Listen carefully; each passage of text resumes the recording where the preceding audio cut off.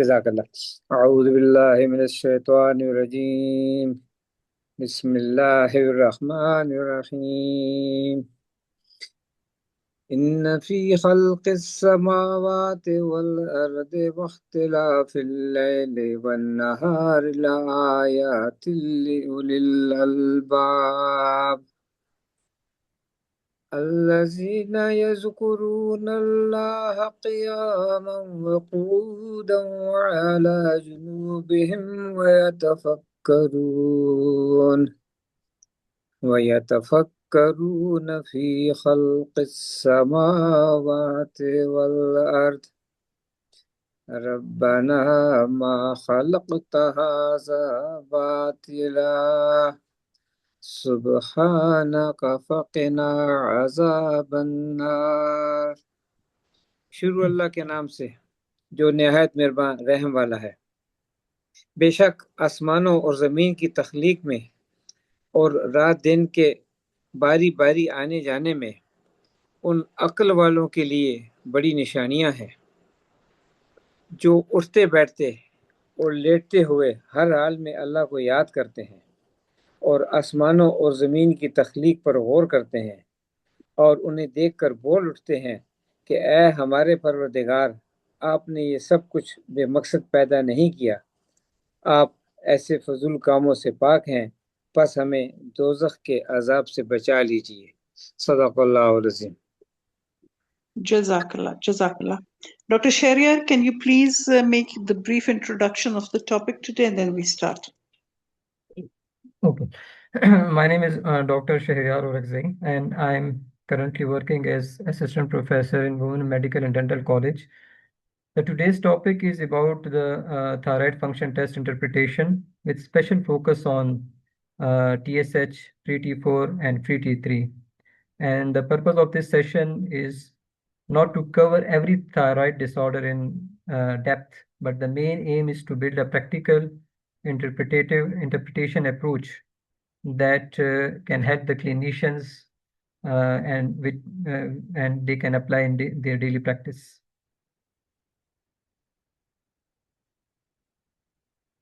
So that is just a brief detail of the Thank you, topic. Sheryar. Thank you. Now you can go ahead. Bismillah kare.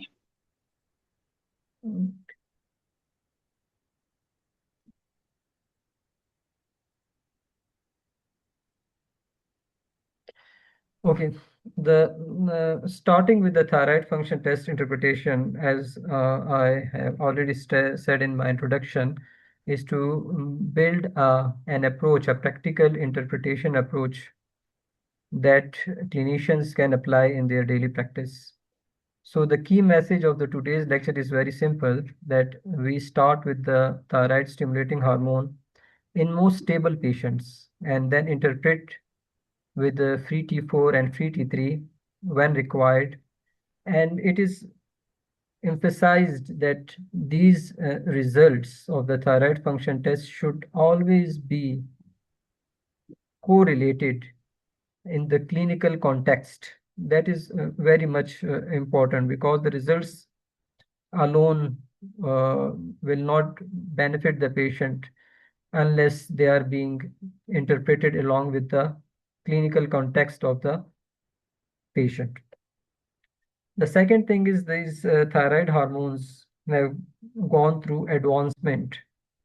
The first generation hormones, then the second generation hormones, then the third generation hormones. And the main aim in developing those hormones from first to third generation is to improve the sensitivity, that is the ability to detect the hormones. Like the first generation hormones were able to detect up to 1 milli international unit per liter. Then the second generation, with much improvement, were able to detect the hormones up to 0.1. And the third generation are now able to detect it up to 0.01 MIU per liter. Now the fourth generation is also there, but most of the labs, they uses the third generation immunoassays, TSH, free T4, and free T3. So the main aim in this session, we will discuss how to interpret the thyroid function test in a practical and clinically relevant way.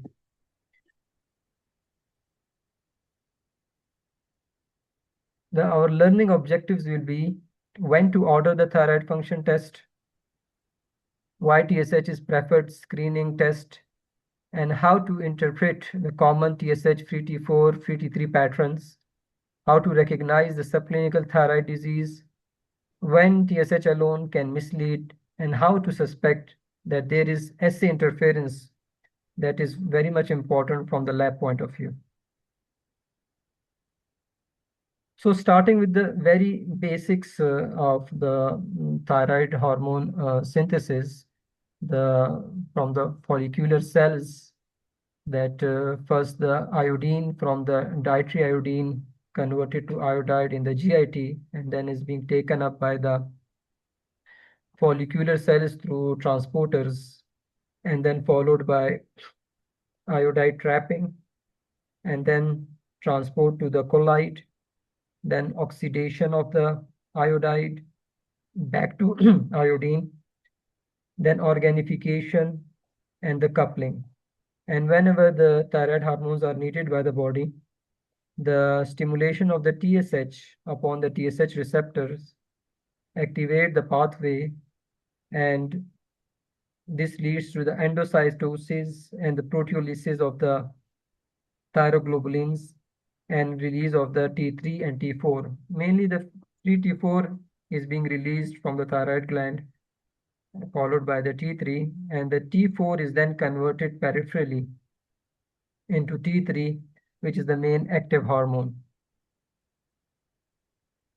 So these are the very much basic major actions of the thyroid hormone, and these actions of the thyroid hormone can be interpreted whenever there is hyperthyroidism and hypothyroidism, that the thyroid hormone affects almost every organ system like basal metabolic rate and the oxygen consumption and the thermogenesis. So this explains why there is weight loss and weight gain, fatigue, and why there are metabolic symptoms. Similarly, the carbohydrate, lipid, and protein metabolism, as it's a catabolic hormone, and its effects on the heart, because in the heart, the cardiovascular sensitivity increased by the thyroid hormone to catecholamines, and that leads to tachycardia, palpitations in hyperthyroidism. Similarly, in hypo, it will lead to bradycardia. Similarly, in children, the thyroid hormone is important for the growth and development, especially for the brain development. This is why the congenital hypothyroidism is a medical emergency. So thyroid hormone also influence the reproductive and gonadal function, leading to irregular menstrual cycle and leading to infertility.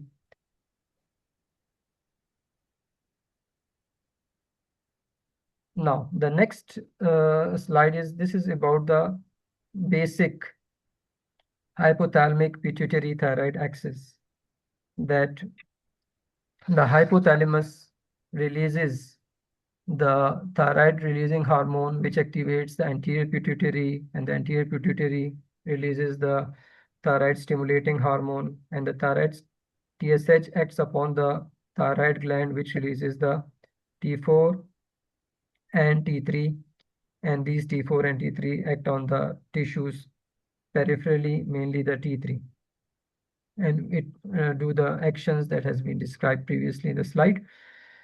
The main important thing in this slide is the feedback loops are important. That if the thyroid gland is affected, that is a primary disorder.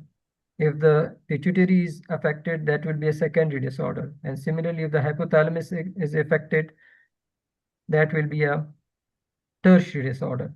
So if the thyroid gland fails, the free T4 falls, decreases, pituitary respond by increasing the TSH. आपकी आवाज बीच में खत्म हो जाती है. अभी ठीक है madam?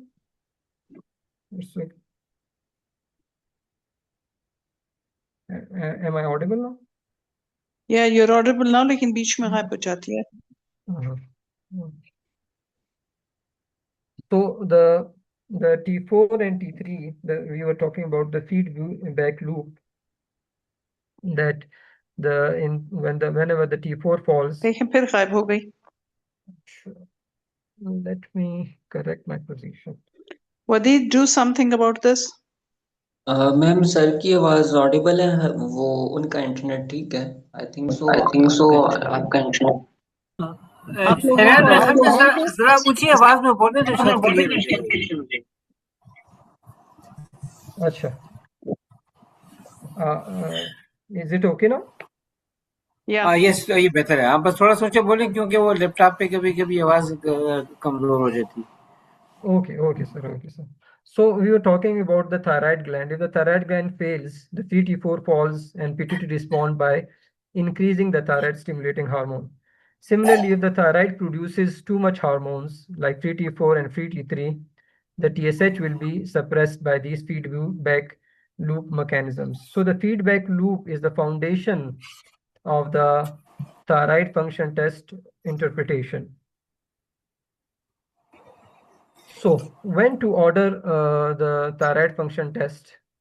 Thyroid function test should be ordered when there is a clinical question, like the person or the patient is having symptoms of the hypothyroidism or hyperthyroidism, or there is a goiter or thyroid nodule, or there is unexplained weight change, heat and cold intolerance, mood or cognitive changes, pregnancy related risk, autoimmune history, or any pituitary disease, or follow-up and drug monitoring. So this is a case. A 26-year female has lethargy and bradycardia. The screening of the thyroid dysfunction should be carried out by.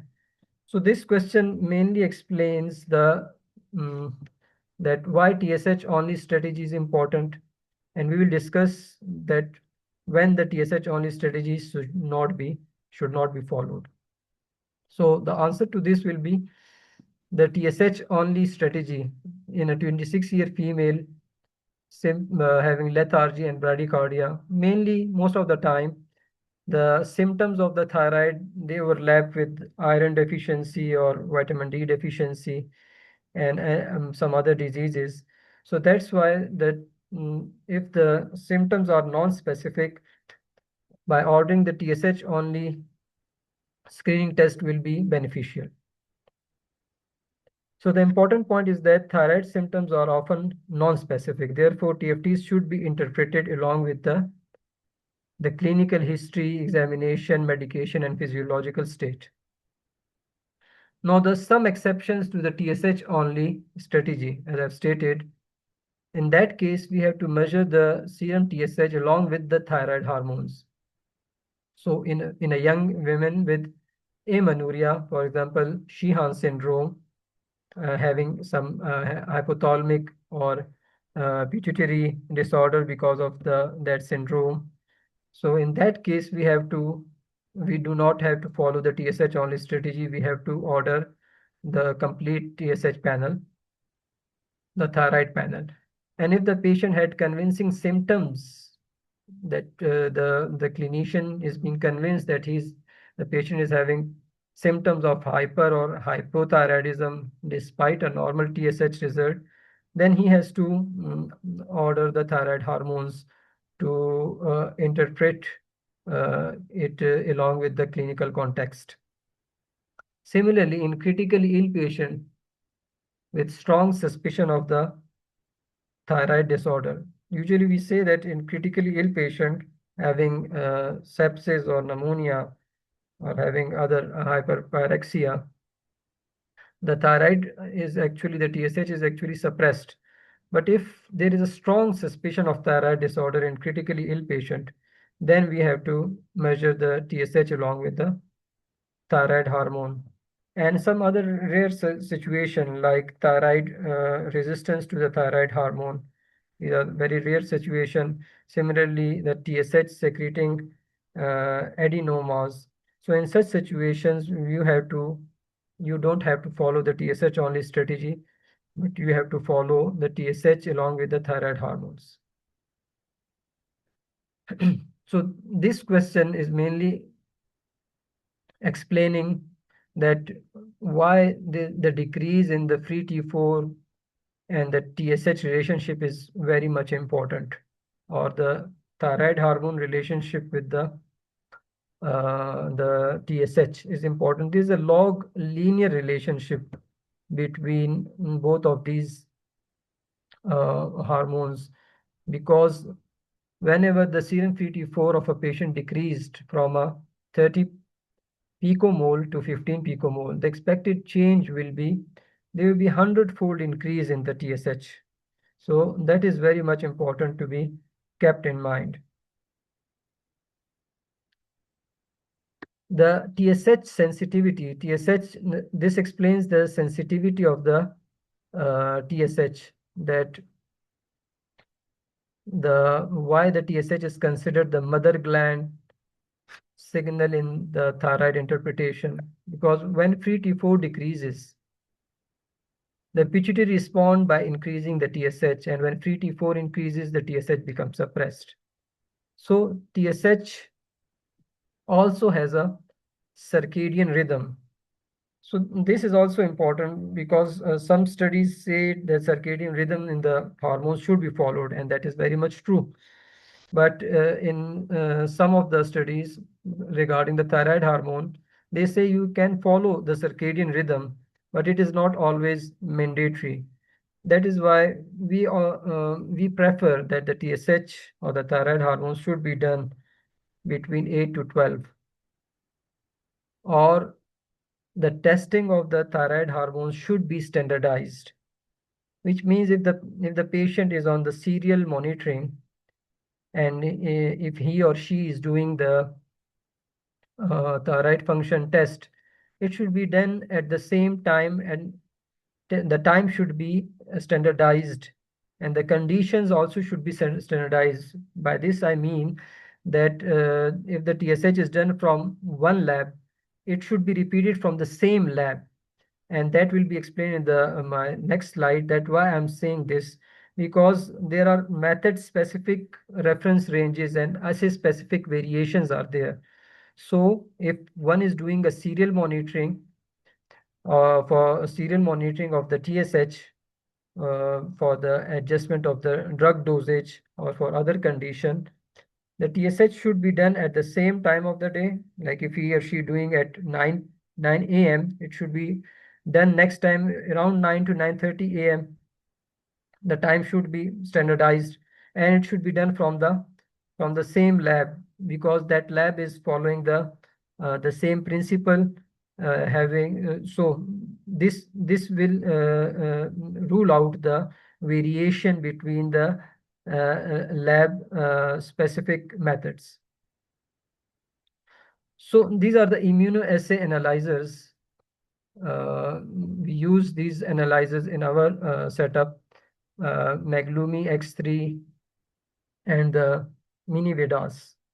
Both of these analyzers uh, mm, can analyze the thyroid functions like TSH, 3T4, and 3T3, but both of them have got different principle and methodology, and that is why I'm saying that if one is doing a thyroid function test for the serial monitoring, the next time the test should be done from the same lab, because many other labs uses like Roche and Abbott, they have got the principles, change in the principle and change in the ranges. So there are variation in the principle and variation in the ranges. By this, I mean we have to follow the same lab at the same time for the serial monitoring. The purpose of showing these analyzers is to connect the clinical interpretation with the laboratory practice, because again I'm saying that different analyzers uses different assay design, calibrations and reference interval. Therefore follow-up testing is preferably done using the same lab and same platform whenever possible. And this is especially important when monitoring the thyroid diseases or borderline results. The next thing is assay interferences. So by standardization, I mean that there is assay interferences for each of the method. Every method has got its limitations. Every method has got its advantages and disadvantages. Like for Meglumi X3, we are using, or like in Roche, they use principle of streptavidin biodine binding. They use because they have got more advantages as compared to that single assay interference. Because the biotin is having strong binding affinity, biotin has got good sensitivity, and that is why, and it is cost effective as compared to the other fluorescence immunoassay methods. But the one thing that should be kept in mind by the clinicians and health professionals, that they should be in contact with the lab personnel, that which method we are using for measuring the thyroid hormones. Like in this case, the modern assays uses the streptavidin biotin binding method. But sometimes if the patient is taking high dose biotin supplement, it may result in falsely low TSH. And in the sandwich assays, which is the principle used by the analyzers in the reagents, and similarly, it can cause falsely high free T4. So that biotin, high dose biotin in a supplemental doses may result in this falsely low TSH and falsely high.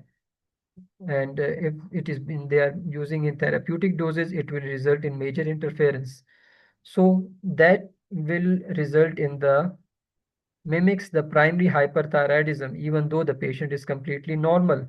There are no sign and symptoms of the hyperthyroidism. So this thing should be kept in mind while dealing with the patient in daily routine. A daily biotin supplement of 5 to 10 milligram can result in interference. Usually, the studies says that greater than 500 nanogram per ml, which is about 100 milligram per day, is mainly responsible for the major interference. But they also emphasize that the thyroid markers and the cardiac markers and the reproductive markers can also affected by the 5 to 10 milligram daily dose, which may cause about 50 to 60 nanogram per ml in the blood, and that 50 to 60 nanogram per ml can result in the interference and can change the result. So the rule is, that is why in the initial statement I have said that these function tests should be evaluated in relation with the clinical context. So the history is very important. Always ask the patients about the over-the-counter hair and skin supplements, because nowadays many multivitamins and many supplements they uses the biotin. So you can discontinue the biotin supplement at least 48 to 72 hours before blood collection. So that will minimize the interferences. However, the new generation assays, they are working on their reagents to minimize those interferences. But the chemistry of each and every body chemistry is different. So that's why the history is important to ask about those supplements. Now coming towards the interpretations, especially the TSH, I will be mainly focusing on the TSH cutoffs. These are the adult TSH cutoffs, which are about 0.4 to 4 milli-international per liter.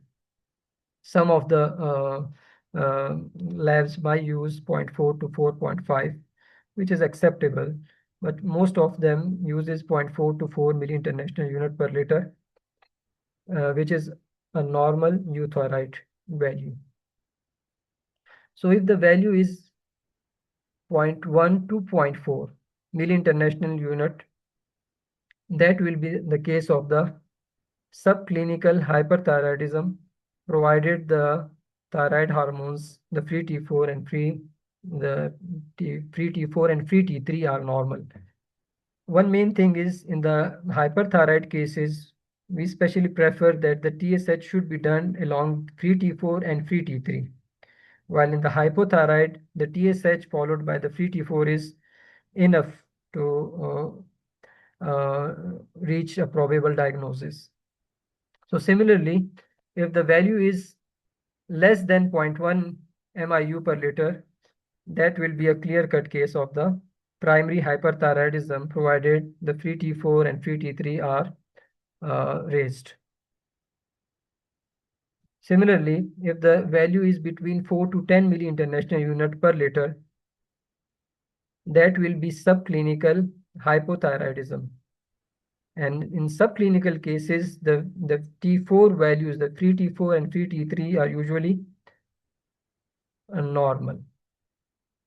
So the next thing, if the value is greater than 10 MIU per liter and the free T4 and free T3 are, especially the free T4 is low, so that will be a case of the primary hypothyroidism. So this is very important a logarithmic diagram, and this will help us to reach a certain pattern and then go along the causes to diagnose the patient. So this is the central slide of the presentation. The approach is we start with the TSH, and if the TSH is normal following the TSH only strategy, no further testing unless there are conditions which I have discussed, or unless clinically indicated, then you have to do further testing of the thyroid hormone free T4 and free T3. One practical point that I'm going to clear out at in this slide, that we usually do the free T4, free T3 because they are not being affected by the protein binding. But most of the lab, they do total T4 and total T3. The main difference is the protein binding. The total T4 and total T3 is affected by the protein binding. So in those conditions where the protein is increased or decreased, like condition of the nephrotic syndrome or liver diseases or cirrhosis or malnourished condition and many other conditions in which the protein is being affected, then the healthcare professional or the physician should do the free hormones rather than following the total hormone. And the second thing is the total hormone are cost effective, and the free T3 or T4 are slightly expensive. But it is better to do the free hormones rather than total hormones. So if the TSH is elevated, go for the free T4. And if the free T4 is also elevated, high TSH with high T4, which is very much unusual, because if the T4 is elevated, TSH must be suppressed. But if the TSH is elevated and the T4 is elevated, and the patient is clinically euthyroid, then that might be cases of the thyroid hormone resistance. Similarly, if the patient is having sign and symptoms of the hyperthyroid, then this may be case of the TSH dependent hyperthyroidism. Obviously, for this case, we need to do MRI and CT scan to reach the diagnosis. Similarly, if the TSH is elevated and the free T4 comes out to be normal, so these are very important cases to be catch up on. These are the subclinical cases when the thyroid hormones are normal and the TSH is elevated. These are subclinical hypothyroid cases. So this will be a subclinical hypothyroidism. So similarly, if the TSH is elevated and the free T4 is decreased, so that is primary hypothyroidism. So we are just focusing on evaluating the pattern. We are diagnosing the pattern. That is, TSH is elevated, T4 is decreased. That will be a case of the primary hypothyroidism. And in further slides, we'll discuss the common causes, and we will reach the diagnosis of either Hashimoto's and other cases. Similarly, if the TSH is decreased, and we will go for the free T4, and if the free T4 is elevated, that will be a primary hyperthyroidism. If the free T4 is normal, TSH is decreased, free T4 is normal, so that clicks in the mind that we have to go for the free T3 because the TSH is decreased and T4 is coming out to be normal. So the free T3, if elevated, that might be the case of the T3 thyrotoxicosis. And if the free T3 is normal, that will be, as I've said, normal thyroid hormones with elevated or decreased TSH is a subclinical case. So that will be a subclinical hyperthyroidism. Similarly, if the TSH is decreased and the free T4 is decreased, that might be the case of the central hypothyroidism or a case of the non-thyroidal illness in which the free T3 is also low. So that is the main crux of the presentation, that you identify the pattern, and after identifying the pattern, you can go for the diagnosis. So these are the causes of the primary hypothyroidism, as we have discussed in the algorithm. In the primary hypothyroidism, the thyroid hormones will be low and TSH will be high. So the main important causes of the primary hypothyroidism are Hashimoto's thyroiditis. Of course, if we have to go for the cause, we have to interpret it along with, we have to do the anti-thyroid antibodies for the Hashimoto's. If we have to go for the anti-TPO will be positive, then it will be a case of the autoimmune thyroid disease.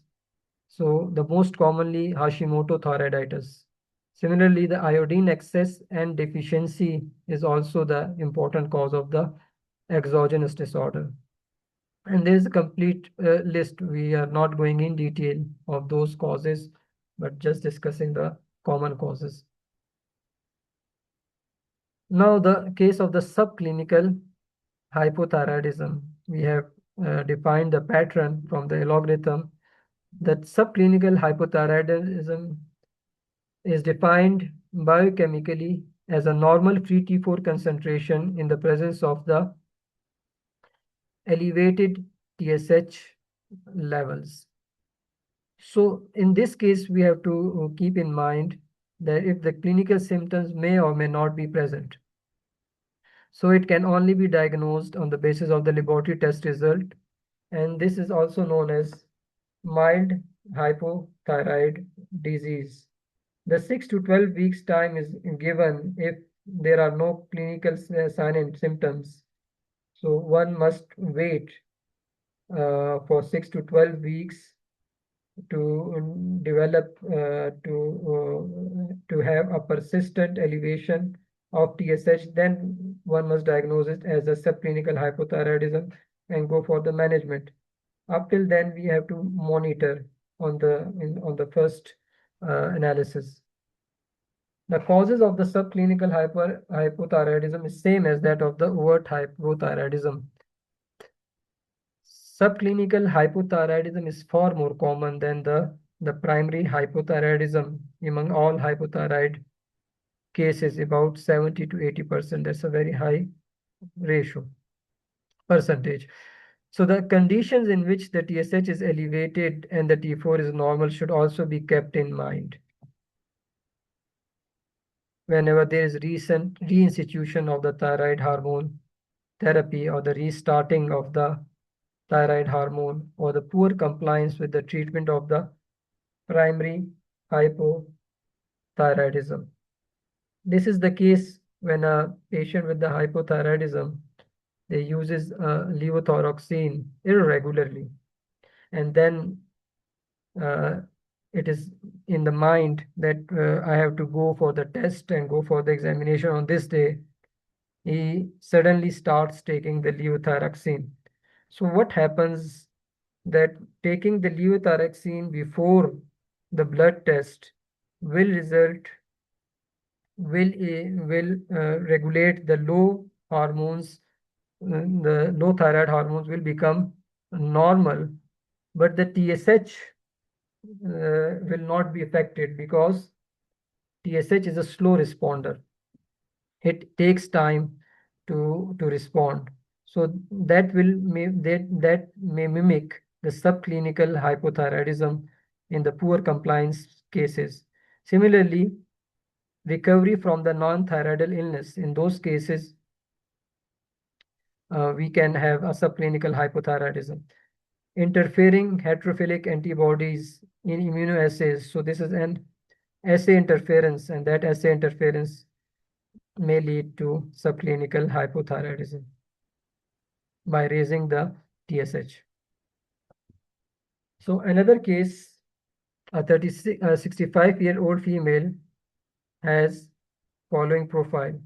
The patient has normal free T3, normal free T4, but mildly elevated TSH. So the diagnosis should be made by the specific ranges and specific reference interval provided by the manufacturer. Although this is important that every institution should develop their own reference intervals, but most of the time this is not possible. So the manufacturer specific reference intervals should be kept in mind. For this case, the 0.4 to 0.4 is the 0.4 to 4 is the normal reference interval, but it is slightly high, that is 5.62. The most probable diagnosis in this patient, the thyroid hormones are normal, the TSH is slightly elevated. So the most probable diagnosis is subclinical hypothyroidism. She is 65-year-old and we should interpret this cautiously, because if she is not having other comorbidities, then the monitoring is the main pathway to go for annually or biannually. And if the 65-year-old female has got some comorbidities, then it should be checked upon. Similarly, during a mandatory screening on the 4th day of life, a neonate had got following TSH result. The TSH is 33.2 milli-international unit per ml. So what is the most probable diagnosis in this baby? So that is the case of congenital hypothyroidism. Although on a single test you can't diagnose. This is a screening test, the newborn screening, which is not being implemented nationally in our country, but it is being done in the developed countries. And the newborn screening is the important way to prevent many metabolic disorders which are treatable in the newborns. So the newborn screening TSH is 33.2. You got positive screening, you develop a diagnosis of congenital hypothyroidism, but after getting that positive screen, you have to confirm it urgently. Although you can start the baby on the treatment, and then after before the treatment, the blood sample should be taken for the TSH and free T4, and this is the confirmatory test. If the confirmation is done, the treatment is going to be taken by the baby lifelong. So this is very much important. It's a type of a medical emergency because we have to diagnose these babies before 16 to 18 days to prevent the underdevelopment of the brain. The main important clinical feature in the congenital hyperthyroidism, the symptoms may be constipation, the common symptoms, lethargy, prolonged jaundice, and the physical signs may be hypotonia, umbilical hernia, and large fontanelles. But these symptoms and signs can easily be missed. That's why the emphasis on the newborn screening is important. The cutoff limits for the screening purposes. These are the cutoff limits of the screening that is done on through heel prick test on the filter paper. That the filter paper is called a Guthrie's card. So in that newborn screening, the cutoff limits are less than 15 MIU per liter. It will be normal. If the value is between 15 to 30 MIU per liter, that will be borderline. So in borderline cases, you don't have to take the risk. You have to do the venous TSH and free T4 for the confirmation. And obviously, if it is greater than 30, then it's a diagnosis and should always be confirmed again by the venous TSH and free T4. Now, a 72-year female has following profile. The serum free T3 is normal, that is 3.57 picomole. The serum free T4 is also normal, and the serum TSH is 0.1. So again, the TSH is suppressed, but the thyroid hormones are normal. So that will be the case of the subclinical hyperthyroidism. The value comes between 0.1 to 0.4 and the thyroid hormones are normal. So it will be diagnosed as a case of the subclinical hyperthyroidism. Because she is 72 years old, this is clinically important. Persistent subclinical hyperthyroidism in older adults may increase the risk of the atrial fibrillation and bone loss. So the next step is to repeat the testing along with the clinical correlation and the drug history and assessment of the causes such as Graves' disease, that is the anti-thyroid antibodies should be done for it, that is thyroid receptor antibodies, and assessment for the causes such as toxic nodular goiter, thyroiditis, or exogenous thyroid hormone history, that should be kept in mind. So the causes of the hyperthyroidism, the most important cause, the endogenous disorder, is the Graves' disease, and that can be confirmed by doing the thyroid receptor antibodies. If it's positive, it is an autoimmune disorder.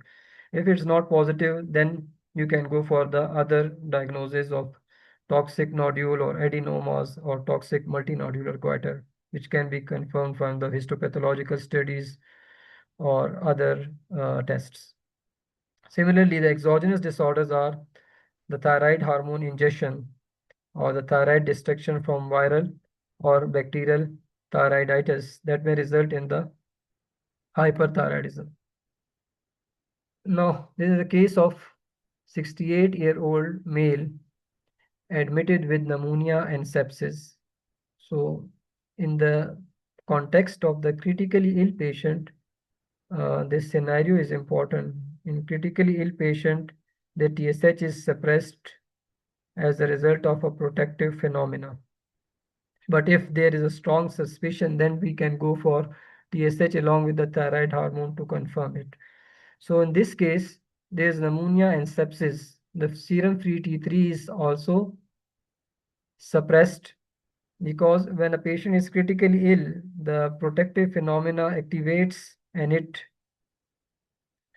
inhibits the conversion of the T4 to T3 by inhibiting the deiodinase enzyme, that is D3 enzyme.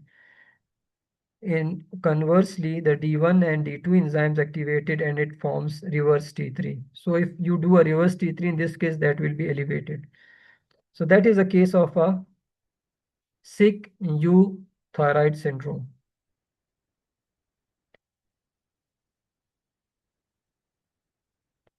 So what is the non-thyroidal illness or a sick U thyroid syndrome? It is characterized by abnormal TSH, T3 and T4 in severely ill patient, despite the absence of the intrinsic thyroid disease.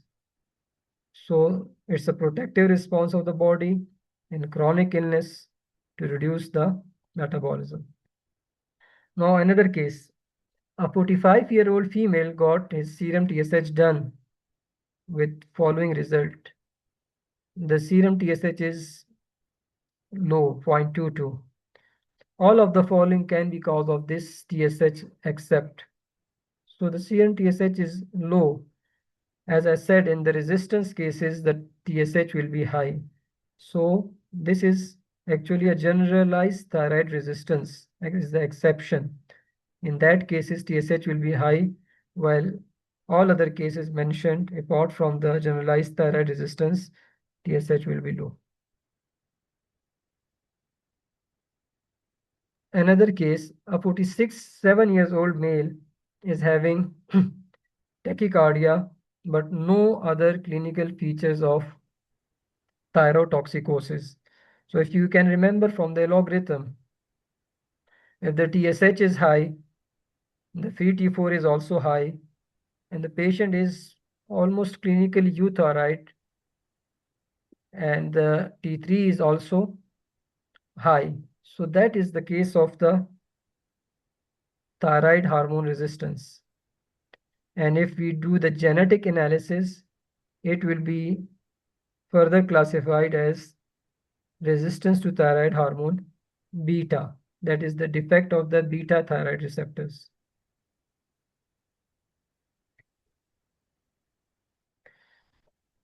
Similarly, another case, a 24-year female is pregnant for 10 weeks. She has severe nausea, vomiting, electrolyte disturbance, and weight loss. She has no goiter or exophthalmos. Means that she has no sign and clear-cut sign and symptoms of the thyroid. Her thyroid profile shows serum free T3 of 3.56 picomole, which is normal. A free T4 is also normal, but the serum TSH is 0.12, that is suppressed. So what is the most probable diagnosis in this patient? It is actually a gestational hyperthyroidism, because in this female, and the 10 weeks is the first trimester. In the first trimester, the HCG levels are increased. And one point is to be noted that the TSH has got two subunits, alpha and beta. Similarly, these subunits or alpha subunits is similar to the HCG, LH, and FSH. All of these hormones have got similar alpha subunits. That is why in HCG we check beta HCG, not alpha. Similarly, in the serum TSH, we check the beta subunit of the TSH.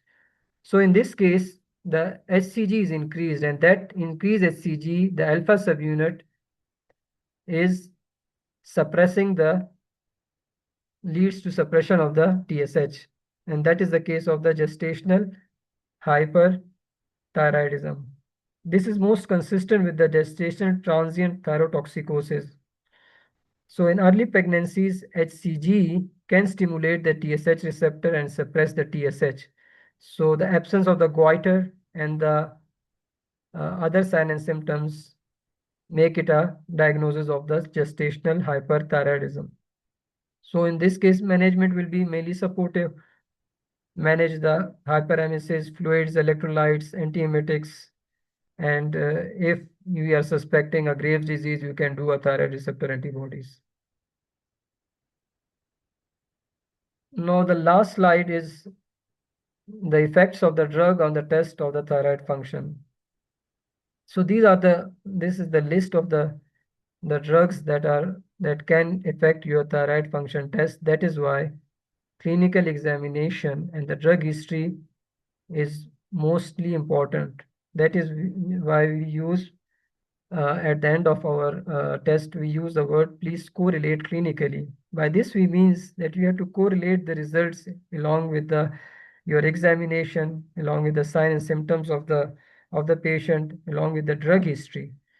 That is very important.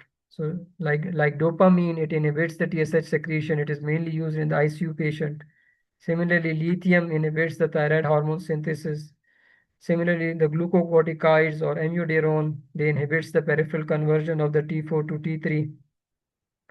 So the estrogens, the oral contraceptive, they are responsible for increasing the concentration of the T4 binding proteins. So that is why I have said the total T4 should not be done in such cases. Free T4 is not affected by the binding proteins. So free T4 is important in such cases. Androgens and glucocorticoids, they decrease the concentration of the T4 binding proteins. So the total T4 should not be done in such cases. So the history is very much important and relevant in such cases. The last slide, the take-home message is that TSH is the ultimate screening tool, but relies on an intact pituitary. Point 4 to point 4 is, 4 is your standard adult safe zone. Beware of subclinical ranges 4 to 10 and point 1 to point 4 of the TSH and correlate. Always correlate with the clinical symptoms. And in the last, when the numbers don't make sense, suspect the biotin interference and consult the lab.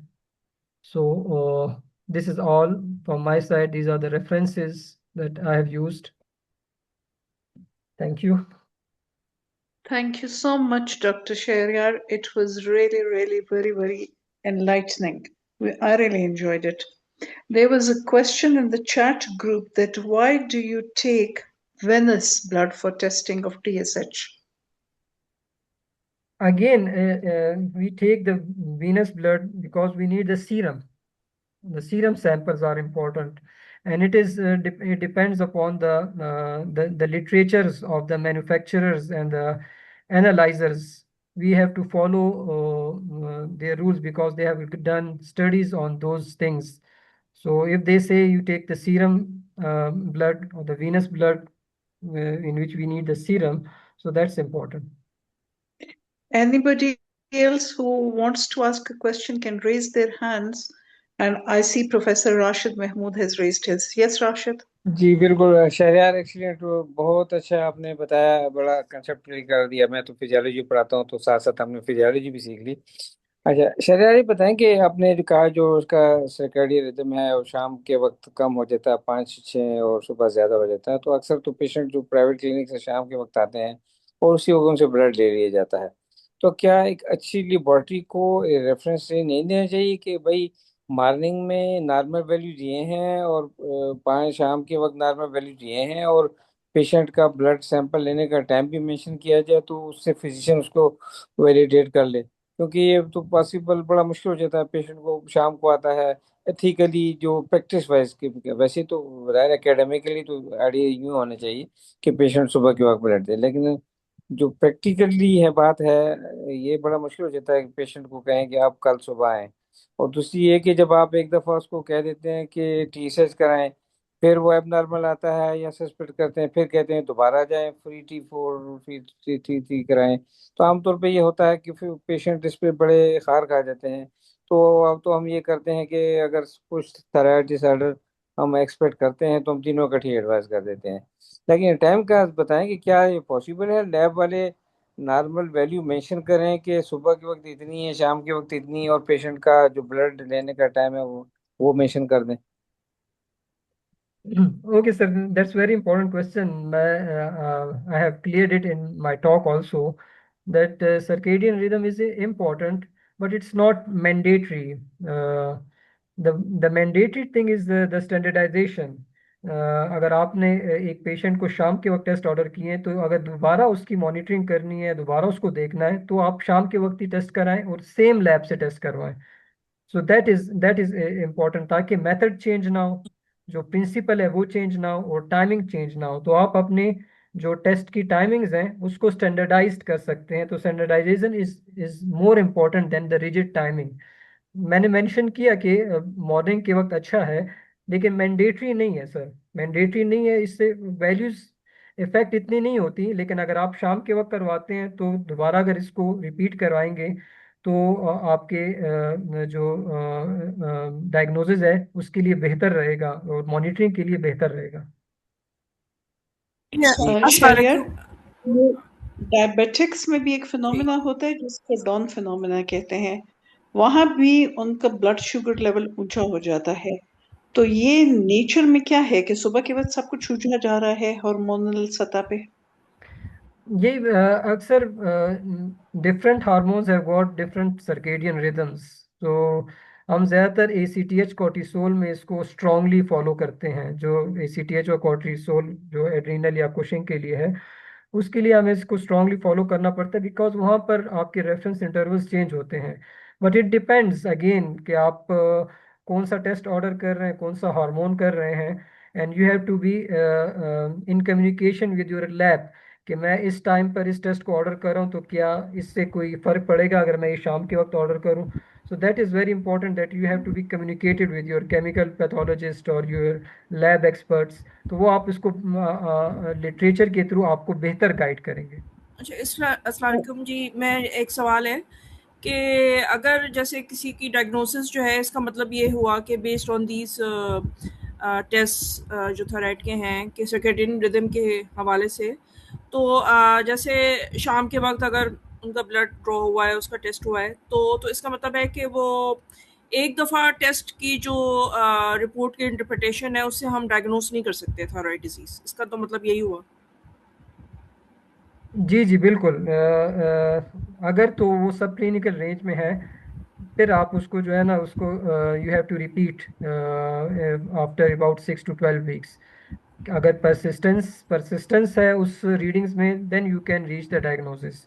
But अगर cases of अगर greater than 10 है और less than 0.1 है और severely suppressed है या elevated है, then you can reach the diagnosis along with doing the thyroid hormones too। ठीक, थैंक यू। अच्छा, थैंक यू वेरी मच। और कोई क्वेश्चंस हैं किसी के? No, I don't think so. Okay Shahryar, thank you so much. और thank labs you का so तो मच। मुझे नहीं पता। आप चूंकि केमिकल पैथोलॉजिस्ट हैं हमारी लैब्स में, तो वहां पे जरूर लिखते हैं कि मॉर्निंग के क्या होते हैं रेफरेंस रेंज और इवनिंग वाले टेस्टों के क्या हैं, ताकि डॉक्टर्स को भी आसानी हो। और उसमें फिर आप मेंशन भी कर दिया कीजिए। Thank you ji, very very much. Thank you और so much Afzal ma'am. Sahab, it was thank a you so much. Very well presented thank you so topic. Much. Thank you so thank much. You thank you. सबके आने का शुक्रिया। Sunday पे आप लोगों ने time निकाला, और अल्लाह आपके इल्म में इसी तरह इजाफा करे और हमारे इल्म में भी। Have a very good weekend. Pakistan जिंदाबाद। जी सर। आमीन। अल्लाह हाफ़िज़। अल्लाह हाफिज। आमीन।